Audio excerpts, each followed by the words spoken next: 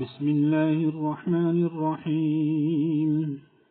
يا أيها الذين آمنوا اتقوا الله حق تقاته ولا تموتن إلا وأنتم مسلمون، واعتصموا بحبل الله جميعا ولا تفرقوا، واذكروا نعمة الله عليكم إذ كنتم أعداء فألف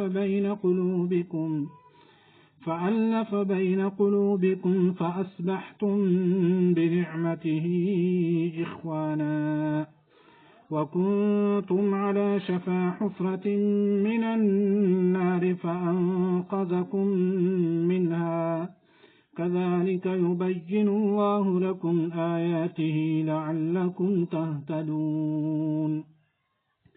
ولتكن منكم أمة يدعون إلى الخير ويأمرون بالمعروف وينهون عن المنكر، وأولئك هم المفلحون. ولا تكونوا كالذين تفرقوا واختلفوا من بعد ما جاءهم البينات، وأولئك لهم عذاب عظيم. يوم تبيض وجوه وتسود وجوه، فأما الذين اسودت وجوههم أكفرتم بعد إيمانكم فذوقوا العذاب بما كنتم تكفرون. وأما الذين ابيضت وجوههم ففي رحمة الله وهم فيها خالدون.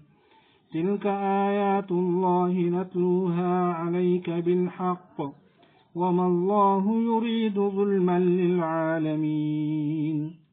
ولله ما في السماوات وما في الأرض، وإلى الله ترجع الأمور.